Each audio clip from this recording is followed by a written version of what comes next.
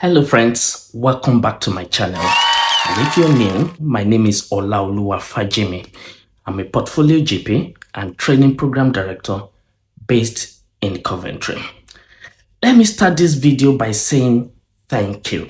Thank you for your comments. Thank you for subscribing. Thank you for liking my videos.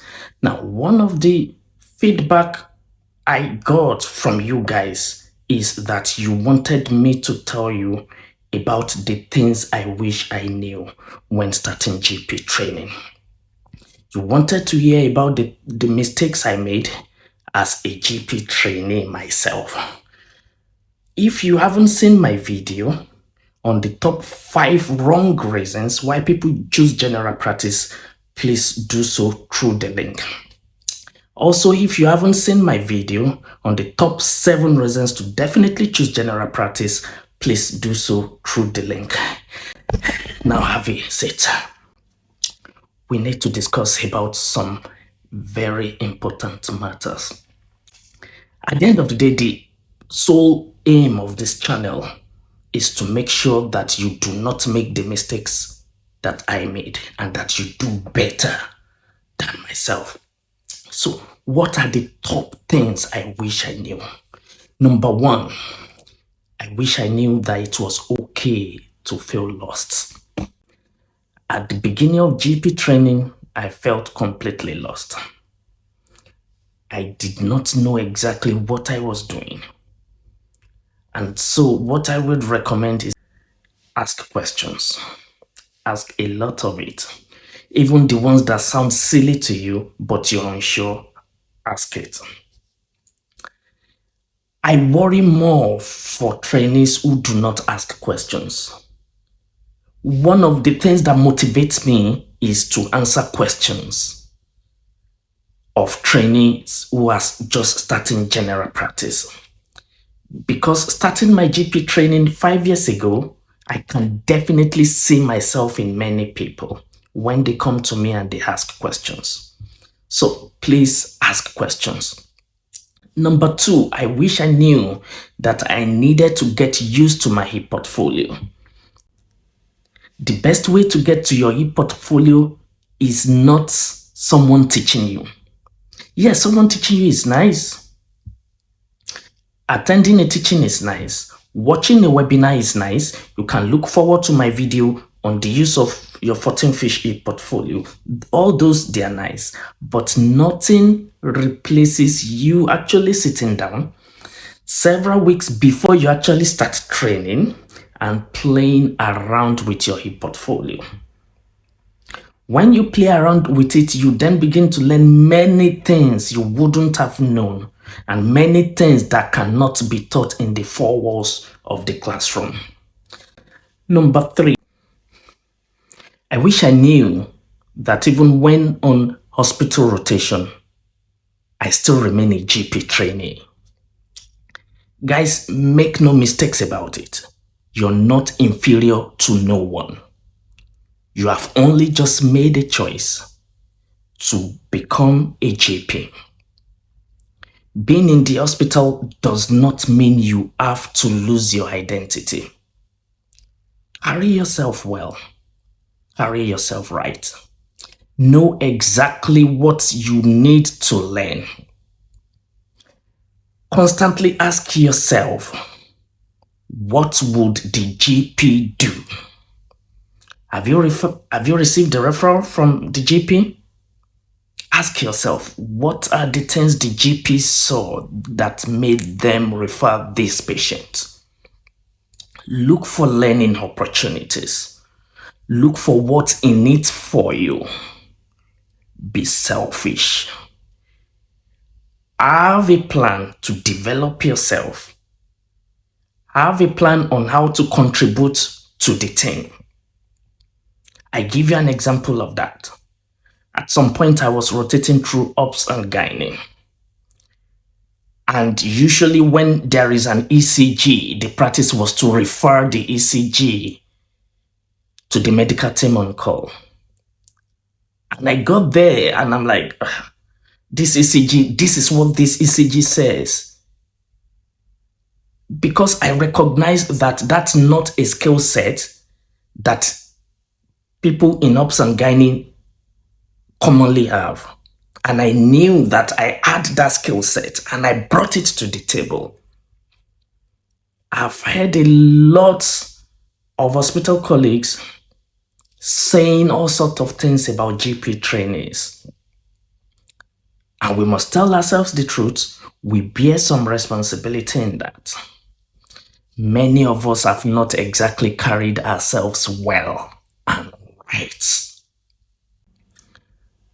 I wish I knew who is who and what is what. I resumed GP training and I was thrown with all sorts of abbreviations.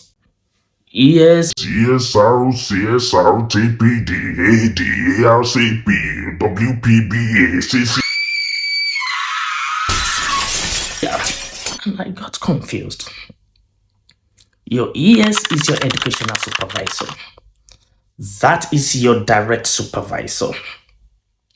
Your CS is your clinical supervisor. That is your supervisor when you are in any rotation that is different from your educational supervisor's rotation or your educational supervisor's GP surgery. Your CSR is your clinical supervisor's review. And that's the review you have when and after you've done every clinical posting outside of your educational supervisor's surgery. Your ESR is your educational supervisor's review, and you have that every year before your ARCP. Your ARCP is your annual review of competence progression. And that is when a panel of judges examine all the evidences you have presented in your e-portfolio in order to decide whether you've met all the competence to move to the next clinical level or not. Those are some of the abbreviations I came across. If there are many others you are coming across and you're a bit confused, you can mention them on the comment section and I will address some of them. I wish I knew that exam preparation starts from day one. The applied knowledge test is a very broad exam. You cannot gather all the knowledge you need for it for 4 months or that most people spend preparing. So passive preparation right from day one is important. And what I wish I did is that I wish I saw every clinical case and then went back home to go through them. So I would recommend every case you see every day, go back home and go through each single case, such that by the time you're preparing for your AKT, you've got a broad knowledge base to face this exam. The same thing goes for the SCA. Learning about consultation and developing your consultation skills starts right from day one. Unfortunately, what typically happens is that people get to ST3 only to start role-playing for their SCA. What they then soon find out is that they are receiving a lot of feedbacks and they are saying that the time to correct this feedback is rather too short. I wish I knew that it is adult education. Folks, you are in charge of your training. I get asked questions many times. Oh, Ola, where is the best place to train? There is no best place to train. Training is what you make out of it. 2 different trainees can attend the same dinnery, get posted to the same vocational training scheme, finish on the same day, and have 2 different outcomes. You decide what you want to make of it. How it should be is your decision. What sort of GP you want to be is your decision as well. Folks, take charge of it. Take time to be brutally honest with yourself. Identify weak areas. Work earnestly on them. Embrace feedback. Go back and work on those feedback. Genuinely decide to want to be a better person and a better doctor every day. I wish I knew that it's important to form strategic relationship and friends. I was preparing for the AKT and a friend rang and she was like, you know what, let's form a group. And that turned out to be one of the best decisions I made in GP training. Make friends. Form relationship. Nurture those relationships. Times will come when you will need those relationships. I get a lot of people start preparation for their SCA and they can't find anyone to role play with because they have simply not formed relationships. You cannot not form relationship and expect relationship to bail you out in the day of trouble. It just doesn't happen. Form relationship. Get yourself a mentor. Finally, I wish I knew not to rush. Do not rush. General practice is a lifelong career. Many people do it till their 70s, till as long as you want. Don't burn out trying to run someone else's race. Run only your own race. Just aim to be a better person and a better doctor than what you were yesterday. That's enough. Do not rush.